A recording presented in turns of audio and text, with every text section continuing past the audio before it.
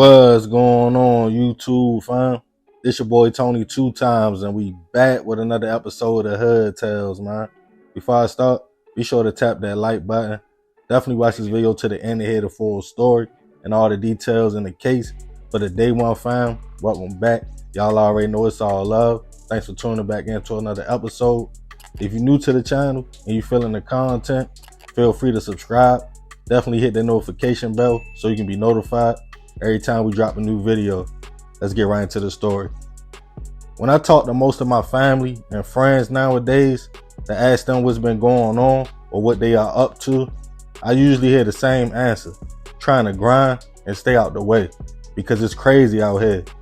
I also know people that love to be on the scene and outside as well. It's really just about preference as a person and how you view the world. Some people want to live their life, go out, do their thing because they feel like you only get one life and you shouldn't live in fear. You can't let what's going on outside stop your vibe. But with crime on the rise, some individuals that just go out looking for trouble in the all-around climate of the world, a lot of people are starting to feel like boring is safe. Go to work, make your bread, come home, cook, vibe with your significant other, or spend time with your kids if you had that. Put up, knowing you are in the safety and comfort of your own home. I feel both standpoints. I agree, live your life, especially if you are young. But once you get a little older, your focus in life usually shifts, and going out doesn't seem as exciting as it used to be. But what if you are out the way, doing the right things, just making everyday moves or running errands, and trouble still comes your way? On this episode of Hood Tales, we'll be taking it to DeKalb County, Georgia, to discuss a case of a young man gone for trying to protect his girlfriend after she refused to give another man her number. Back in 2020, Jeremiah Smith was a 22-year-old young man living in Georgia, just entering the adult world. Being the oldest of 8 siblings, he already knew about responsibility and what he had to do out here to survive. The young man enrolled in college for business management so he could get a career and do great things in life. He left home and found a roommate so he could have his own space to focus on school and stand on his own too as a young man. Jeremiah and his homeboy CJ would get a spot together. The young man also was in a serious committed relationship with his girlfriend and love of his life, who we will call Amber. The young couple had big plans for the future. They spent a lot of time together as he would go see her and she would come over to him and CJ's spot to kick it too. Everything seemed on the up and up for Jeremiah. Then on the night of Sunday, April 19th, 2020, him, Amber, and CJ were all cooling at the crib when they decided they needed a few items to get through the night. CJ agreed they could all hop in his whip and head to a local Walmart on Ferriton Road in Stonecrest. The three laughed and joked on their way to the store. Once they pulled up, CJ let Jeremiah and Amber out the car in front of the store because it was raining and stayed back in the car and found a spot in the parking lot. The couple walked through the store, getting items, laughing, and enjoying each other's company when they separated to go in different aisles for a brief second. While by herself, Amber saw 2 men enter the store and come where she was shopping at. One of the men decided she was attractive, and after sizing her up for a minute, decided to shoot his shot. He asked her for her number, in which she politely told him, "No thank you, I have a boyfriend." But that didn't stop the man. He stayed persistent and started adding pressure and telling Amber, so what? He still wanted her. By that time, Jeremiah walked back in the aisle where his girl was at and saw the 2 men and one being overly aggressive. The way he was talking to his girl made him make a decision to defend her. Jeremiah stepped up, like, "Chill out, bro. We in a relationship," and she said she was good. The man would get loud with Jeremiah, but it wouldn't go no further, as Amber assured him it was all good. The young couple bopped off to go about their business, and so did the 2 men. Jeremiah and Amber continued shopping, trying to forget about the situation, thinking it was done. They even saw the 2 men while in self-checkout getting ready to leave the store, and nothing was said. As the couple walked out with their bags, they called CJ, who stated he was parked but would pull up in front because of the rain. As CJ turned the corner in the parking lot, he heard a loud pop and saw a man fall and a woman scream as two other men ran off. He exited the whip as people at the store called police. They arrived to the Walmart to find a man suffering from a gunshot wound to the back of the head. He was rushed to a local hospital, but unfortunately would pass away from his wounds. The man was later identified as 22-year-old Jeremiah Smith. Amber and CJ were both in shock at what happened. He stated he was pulling up to pick his homie up as soon as the shot went off. Detectives thought it was an altercation that went left, but Amber told them Jeremiah was defending her as a man kept asking for her phone number and being aggressive, and that same man followed them outside and shot Jeremiah. Jeremiah's family was devastated as his little brothers and sisters stated he was their everything and motivation and shining light, and he basically lost his life for nothing. No suspects were in custody, but detectives did get footage from the Walmart that showed two men enter the store. Then minutes after the shooting, ring footage that showed the suspected shooter in the nearby neighborhood breathing hard trying to get in a home. As police released the images and footage to the news, they received a lot of calls and tips telling them that the suspect was a 26-year-old man named DeLon Hooks, and people knew him from the area, but he wasn't nowhere to be found. The family of Jeremiah couldn't believe how bold the young man was. They stated he didn't just hurt one person with his actions, but he hurt a whole family. Months would go by and no signs of DeLon. Crime Stoppers put out a $2,000 reward. Then 6 months later, after Jeremiah was shot, DeLon was arrested on unrelated charges in Miami, Florida. He was extradited back to Georgia on murder charges pointed to as the shooter. I couldn't find any information at this time about a trial, and DeLon is innocent until proven otherwise. Rest in peace to Jeremiah. I send my prayers and deepest condolences to his family. This was a lose-lose situation. Jeremiah did nothing wrong. He did what any man would do, tell dude to fall back, that's my peoples. Unfortunately, the young man couldn't take no for an answer. I remember being 3 or 4 deep at a store, and my homeboy might see a girl and say, "Shorty fat," or "She thick," and I would glance, see her with a dude, and say, "Nah, yo, we ain't doing that." They would say, "Forget, bro, what he gonna do?" But to me, that's sucker stuff. You respect another man and woman. You don't get no cool points knowing you got the ups in the situation and being extra aggressive. Jeremiah was out the way at Walmart with his girl and lost his life over nothing. In a situation like this, I don't know what he could have did differently. Let me know in the comments what you think about this situation. Definitely be respectful. And remember, we gotta succeed, not to fail, so we won't be just another hood tale. Man, rest in peace, Jeremiah. He couldn't do nothing different in that situation. As men, we gonna protect our girlfriend or our wives. We gonna say, "Nah, she said she good. She did what she was supposed to do. She told the man she was in a relationship." Sometimes, some people just wake up looking for trouble. And Jeremiah, unfortunately, ran into one of them situations. He was out the way, doing everything he could do as a young man. Real unfortunate. But yeah, I appreciate you if you made it to the end. Y'all already know it's all love, fam. It's another episode of Hood Tales. It's your boy Tony 2 times.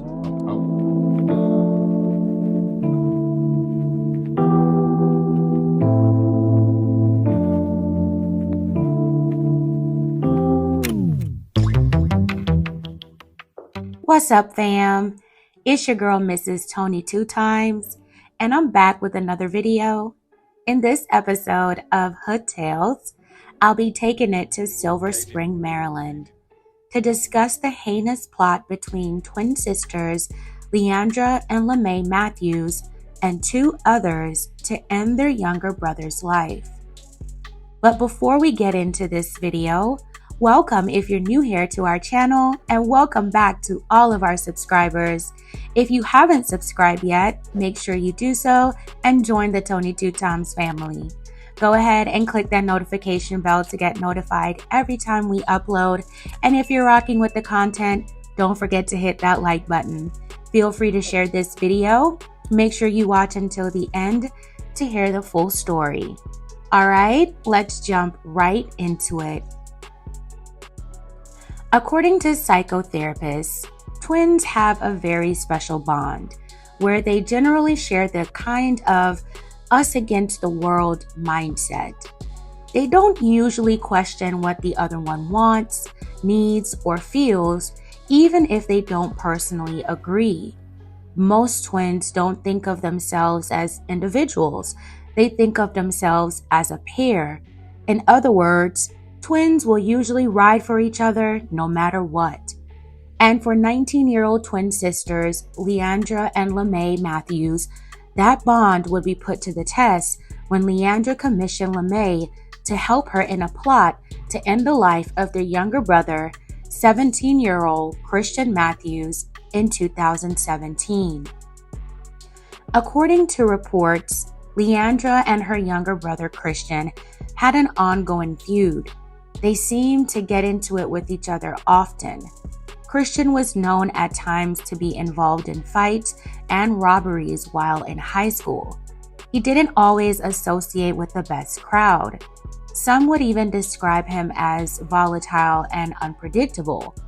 Not only was Christian and Leandra feuding, but Christian also didn't care for Leandra's baby father, 19-year-old Tyshawn Lipford. Leandra and Tyshawn shared an 18-month-old daughter together, and Leandra was expecting their second child together, a baby boy. Tyshawn, although he primarily lived with his mom, would spend time at Leandra and her family's home in Silver Spring. According to Tyshawn's recollection, when it was just him and Christian, they would get along, but when Christian was with his friends, he would make threats towards him, which Tyshawn said he would usually ignore. According to some people who knew Christian and Leandra, Christian was the one supposedly afraid of Leandra and Tyshawn and would supposedly be fearful of Tyshawn or Leandra harming him. But according to Leandra, Christian had threatened her and her baby. Tyshawn at some point also overheard these threats towards his pregnant girlfriend and child. When the tension began to escalate, Leandra believed it was time for Christian to go. Leandra had previously tried to move out but was unsuccessful. She asked her mother to kick Christian out of the home, but their mother refused to do so.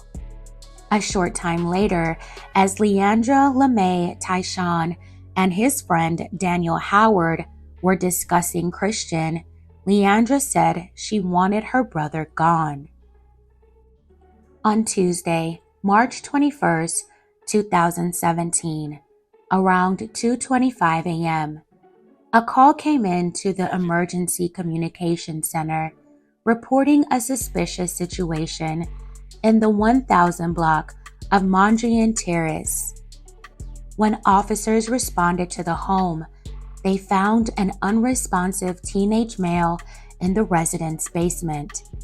The teenager was transported to a local hospital where he was pronounced gone. The teenager was identified as Christian Matthews. Christian's twin sisters were in the home and heard a loud commotion coming from the basement where Christian slept. When officers found Christian, he had suspicious marks on his neck. An autopsy later revealed that Christian passed away from asphyxiation.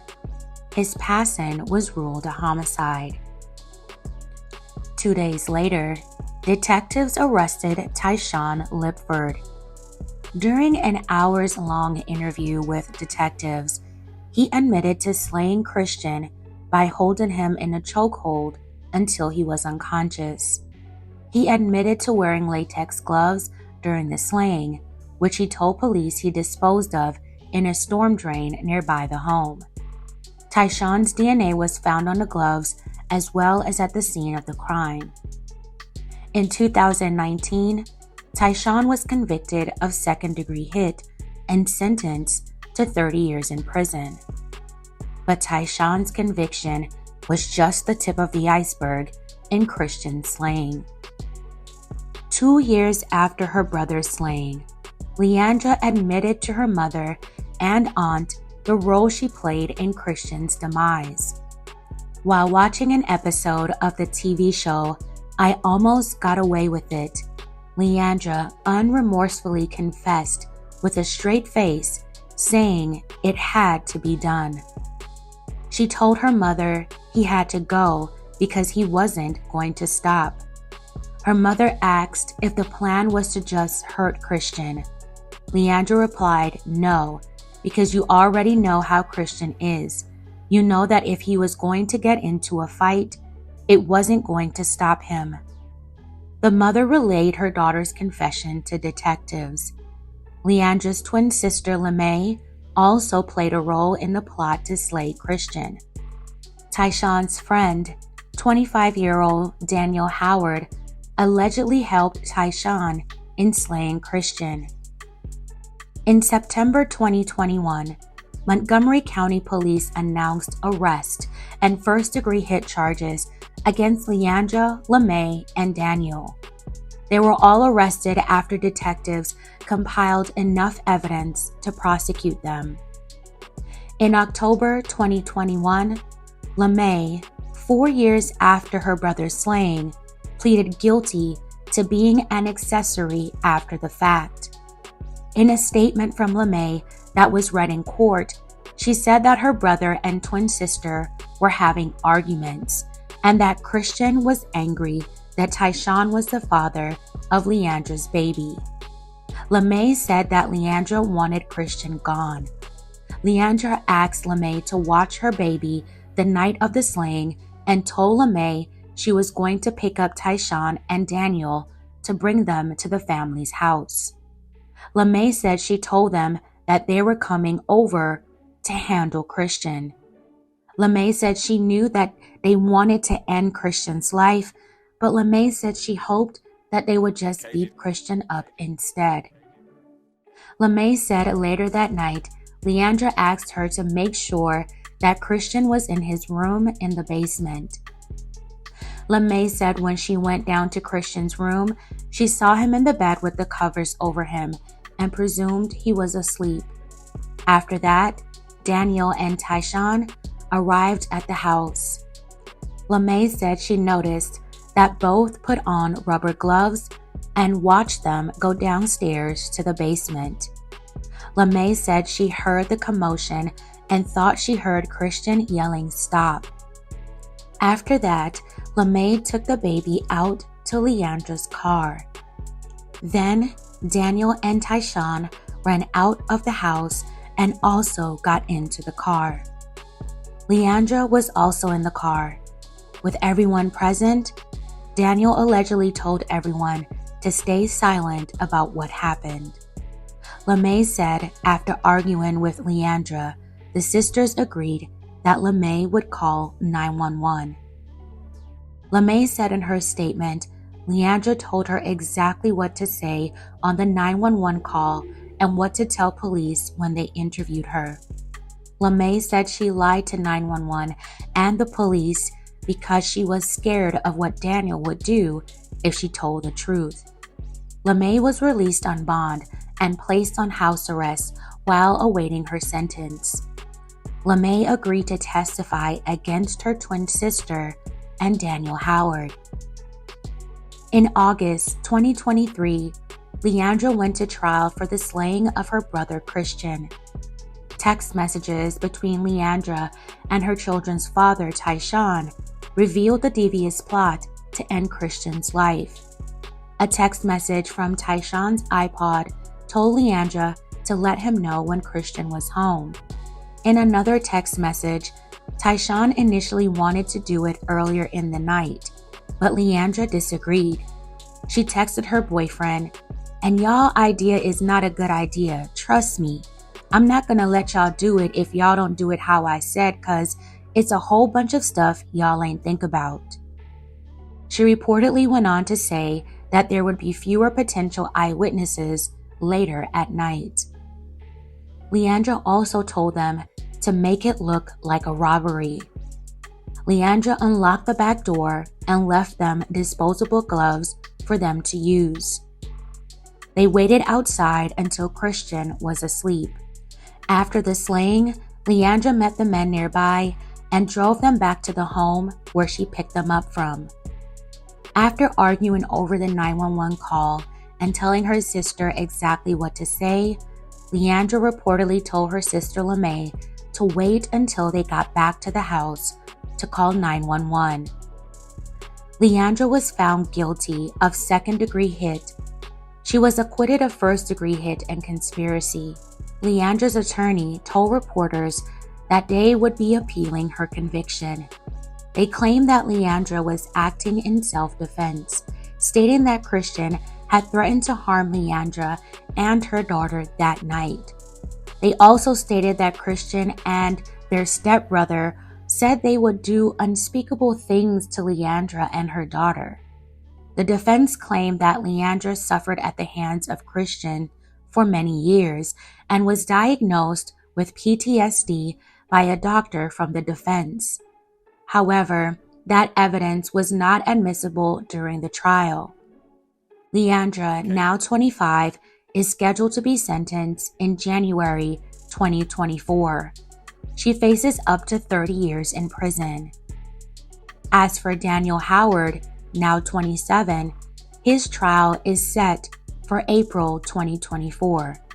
He is innocent until proven guilty. LeMay will be sentenced after Daniel's trial. May Christian Matthews' soul continue to rest in peace. My well wishes and condolences to the family. This case was a lot to unpack. I can't imagine the toll it has taken on the family, and the heartbreaking fact that Leandra and Tyshawn's 2 children now have to grow up without their mother and father present.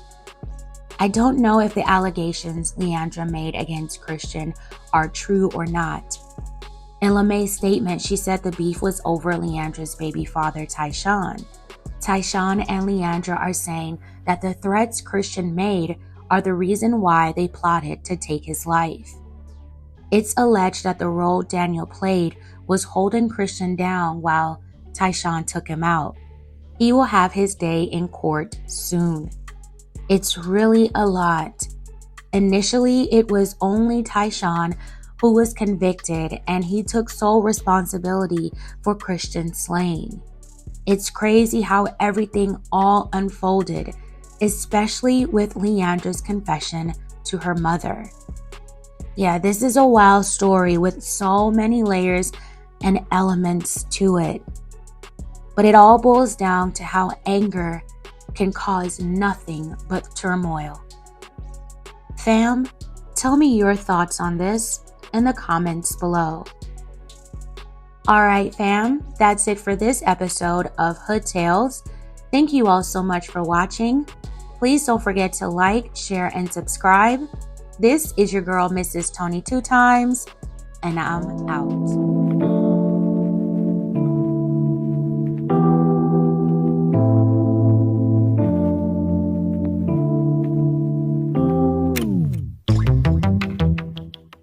What's going on, YouTube fam? This your boy Tony 2 times, and we back with another episode of Hood Tales, man. Before I start, be sure to tap that like button. Definitely watch this video to the end to hear the full story and all the details in the case. For the day one fam, y'all already know it's all love. Thanks for tuning back into another episode. If you're new to the channel and you feeling the content, feel free to subscribe. Definitely hit that notification bell so you can be notified every time we drop a new video. Let's get right into the story. The street code. Mostly everybody in the world knows what that is. Even if you are not involved in any illegal activity. You see and don't see, hear and don't hear. If you live in a community with a high crime rate, and definitely, number one, most people feel like you should never talk to police, especially to volunteer information. It goes back to that old saying, snitches get stitches. It's people in every inner city in America that have saw or experienced a crime firsthand and never told a soul because they know the outcome. Most feel like it's just everyday life in certain environments. I know in Baltimore, I remember seeing older people sitting on their porches watching everything we did from hustling, robbing, to worse. But they never told on us. Not because we made any threats. It was just an unspoken rule that they probably was taught growing up. But despite how G you think your hood is, the fact of the matter is, we still have everyday working people that's not involved in those street politics that want to feel safe. Some might even choose to report something they saw to police, and that's when things can get tricky or even turn fatal. And on this episode of Hood Tales, we will be taking it to Denver, Colorado to discuss a case of a mother and son's plot to silence a witness after the state made a fatal mistake. Back in 2016, a man named David Henderson was living with his mother in the Denver area. David was outgoing and liked to help the people he was around, earning him the nickname Uncle Dave. The 48-year-old man was a mechanic by trade, and to make a living, he would post ads on Craigslist offering his services. Everything seemed to be going good and in the right direction for the businessman until August 14th, 2016. David got a call from a woman, at the time 49-year-old Tina Black, to work on a car for her son. Thinking it was business as usual, David, who didn't have a whip of his own at the time, waited for Miss Tina to come pick him up from a certain location to do the work. She arrived and headed to the Timbers Hotel where she was staying, her and her son, 25-year-old Terrence Black. Tina showed him the car and stated she would be back. Only knowing a little bit about the family from around the way, David didn't get too personal and just started working on the car. It needed a radiator hose, but it was a problem. He wasn't able to finish the job because the parts store was closed that day. He wanted to head back home, but he had to wait for Miss Tina to return, who had headed out driving with 3 unknown men. Once she pulled back up to the room, the men pulled out a duffel bag and trash cans filled with grass that was packed. David saw it all, over 440 pounds. The mother and son team had just hit a major lick of Cure, Colorado, a dispensary in the area that was located on 6200 East Yale Avenue. The police didn't know who was responsible as of yet. It had just happened. A worker reported 3 men and a woman had pulled up in a white car. The men entered with weapons, told her don't move, and cleaned the spot out. David was in shock at what he was witnessing. Peeping his face, Terrence upped the blick on him and another person, stating, "If y'all tell anybody about this, I will get y'all gone." David sat quietly, feeling uncomfortable, until Miss Tina and another man decided to take him back home. While in the car, he saw masks, gloves, and other items. He decided to take pictures of it with his phone. Once dropped off, David decided to text Crime Stoppers and report what he had just witnessed. Out of fear, his name would come up as a suspect if the family got caught, breaking the golden rule in the streets. But he told his family he had to do the right thing, even going to the police station and giving them the pictures he took, location of the hotel, and more. With that information and witness testimonies from the dispensary, police picked up Terrence and a few other men, but not Miss Tina at first. Confused, Terrence and the squad were looking at each other, wondering who could have told. They had the perfect getaway. Terrence would eventually get a bond and bail out. This is where things get crazy. The courthouse, who had the affidavit with charges and witnesses who gave information and was willing to testify, was sent to all police in the investigation, the judge, prosecution, but in a fatal mistake, also one of the men being charged with Terrence on a lick. He received paperwork in the mail with David's name all in the front and center as the key witness for the state. It was a clerical error at the courthouse. Whoever sends out the affidavits was supposed to check or uncheck boxes of all parties involved, from law enforcement, witnesses, and suspects, which of course the accused wasn't supposed to receive it. They didn't check off the boxes that day, so everyone got a copy. But at that time, it was too late. The other man called Terrence immediately and told him like, "Yo, that mechanic David is telling everything," which made the man furious. Also, David got word Tina and Terrence were on his heels and looking for him, which made him paranoid and scared. People who associated with the mother and son told David they had strong gang ties. He told friends and his sister he was trying to get enough money to go to Florida and feared for his life as the state dropped the ball and wasn't even trying to help and fix the situation by putting him up somewhere. One other witness had fled already out of fear. Then on October 12th, only 18 days after Terrence was released on the box, a young lady came to buy some girl from him and his mother. While making the sale, he asked her in a calm demeanor, "Where your boy David at?" As he knew the two were cool. She stated, "Oh, I'm about to go see him right now. He at his mother's apartment." The mother and son then allegedly stated, "You do know snitches get stitches, right?" Later that night, David was hanging outside of his mother's home when a car pulled up, letting off multiple shots from two different guns. His mother heard the commotion and went to check on David to find him shot over 10 times. She called local police, who responded to the location to find David, unfortunately, already gone on the scene.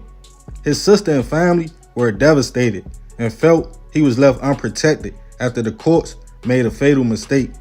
The case would go under the radar and wouldn't be spoken much on, as detectives wanted witnesses and people who knew of David's hit to feel comfortable to come forward.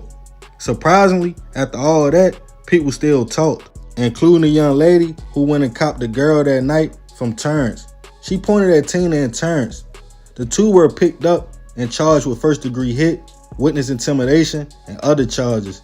As David's sister told the state, Terrence tracked David down before the murder, upped the blick on him, and told the man to take back all your statements and don't come to court. But David still chose to go through with the up-and-coming trial for the robbery, telling family, "I was in the wrong place at the wrong time, but I still got to do the right thing."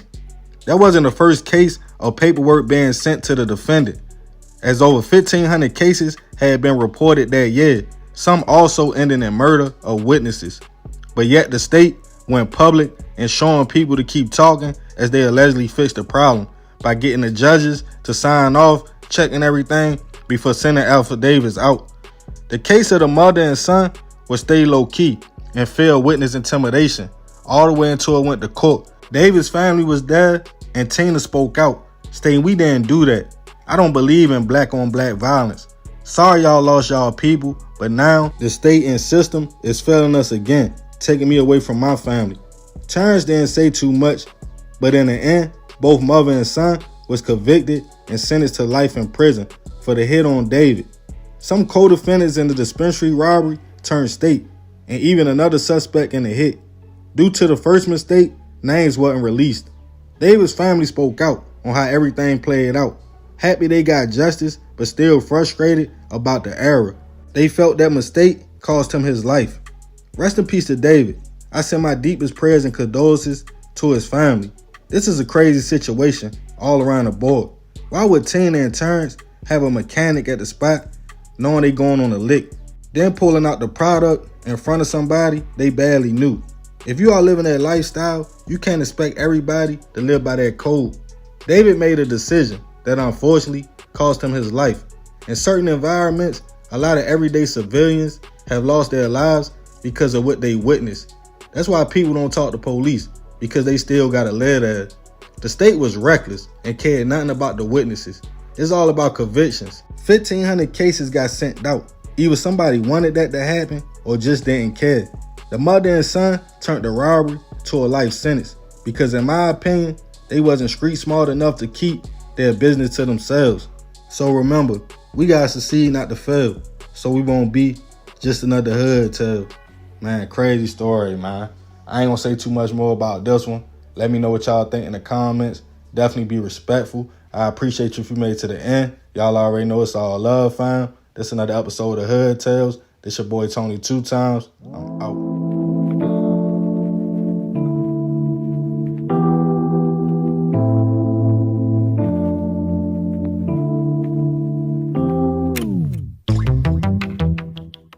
What's up, fam? It's your girl, Mrs. Tony 2 times, and I'm back with another video. In this episode of Hood Tales, I'll be taking it to Houston, Texas, to discuss the incredibly sad story of L'Oreal Falk, whose life was taken after her friend thought she was being flirtatious with her boyfriend. But before we get into this video, welcome if you're new here to our channel, And welcome back to all of our subscribers. If you haven't subscribed yet, make sure you do so and join the Tony Two Times family. Go ahead and click that notification bell to get notified every time we upload. And if you're rocking with the content, please don't forget to hit that like button. Feel free to share this video. Make sure you watch until the end to hear the full story.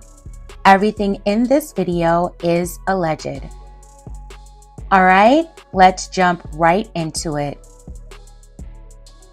We have discussed the dangers of toxic friendships on this channel before.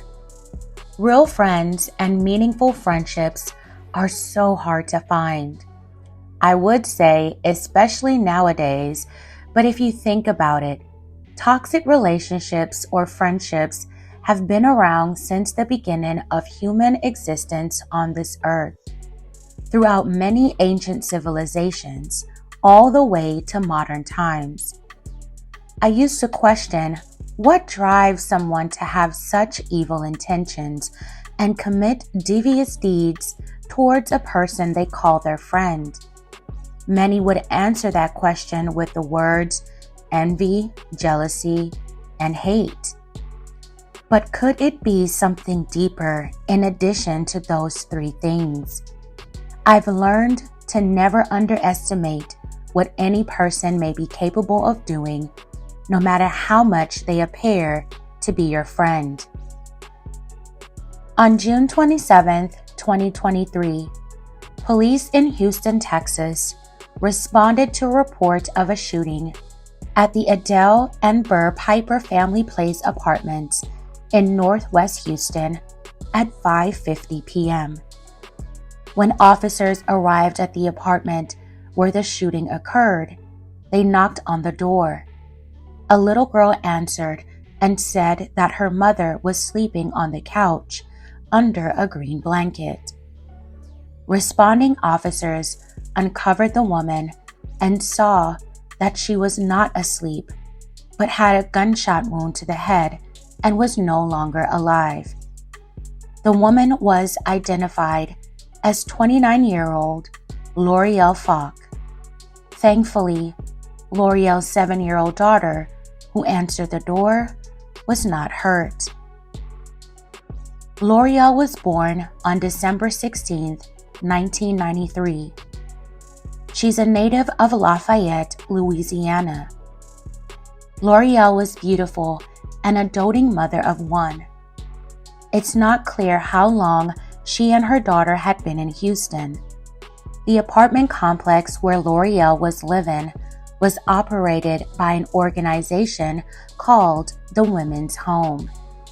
The complex is known as the Family Place and is described as permanent supportive housing for homeless and low-income families.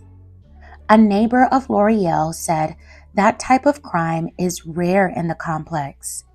The building also had security cameras which could lead investigators to finding the perpetrator.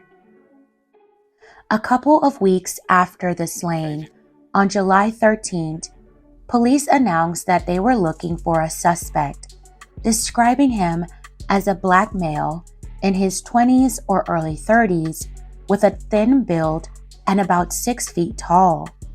The relationship between L'Oreal and the suspect was unknown. Houston PD released photos of who they believe the suspect was and was wanted in connection to L'Oreal's slaying. 2 days later, on July 15th, Houston police announced that a woman, 25-year-old Lakiri Tolliver, was arrested and charged with tampering and fabricating physical evidence.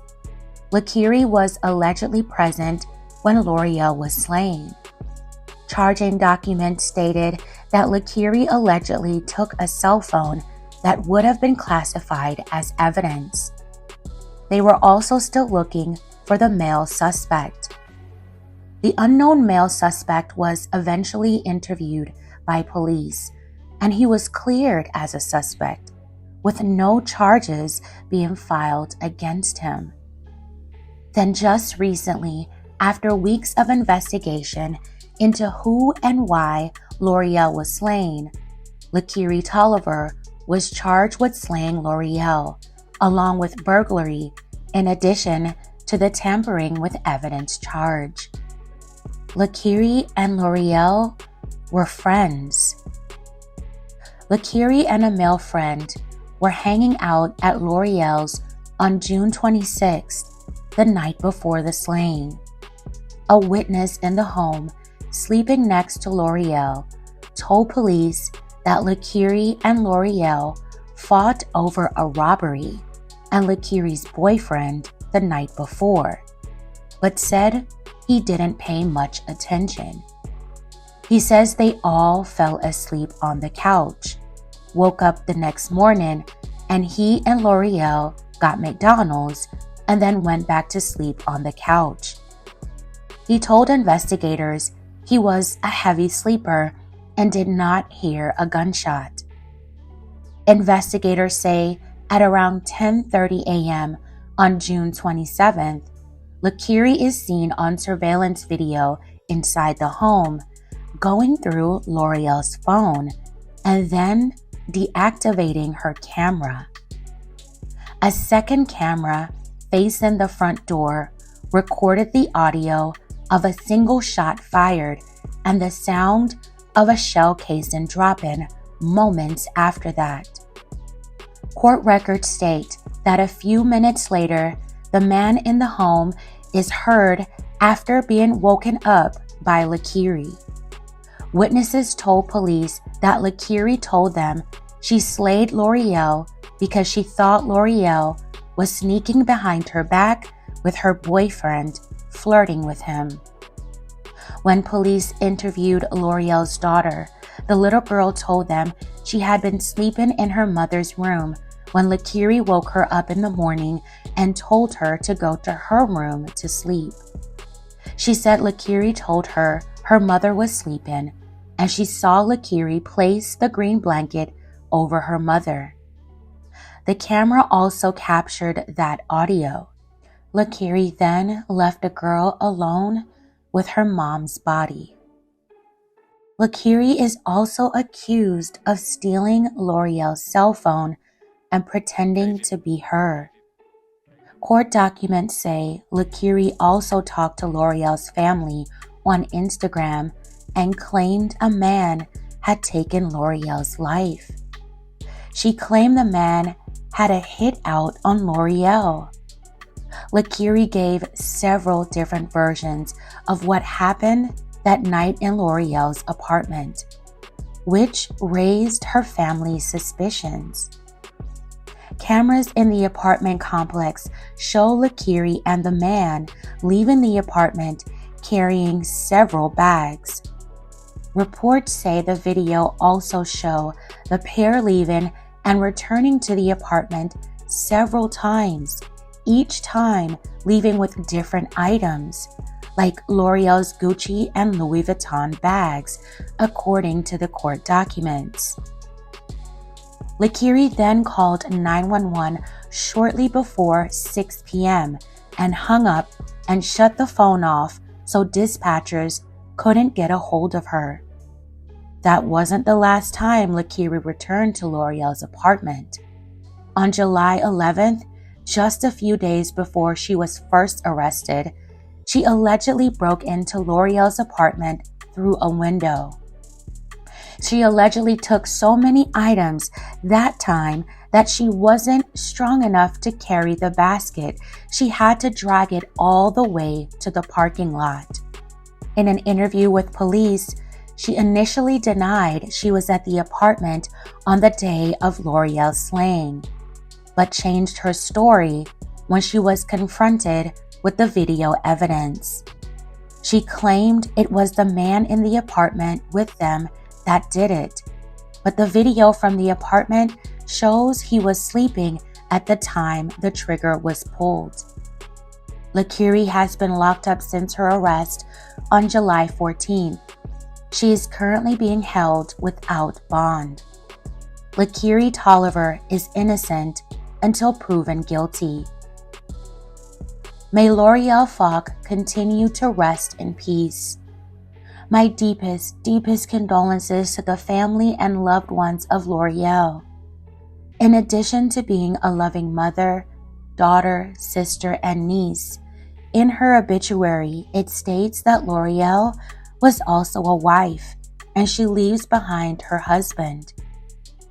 All of her family seems to be from and resides in Lafayette, Louisiana. Again, I send my deepest condolences and well wishes during this difficult time. I can't imagine the toll this has taken on the family and the roller coaster of emotions they have had to endure over these past few months. L'Oreal was slain in cold blood while her child slept in the other room. I hope that her daughter can one day heal and overcome this traumatic experience.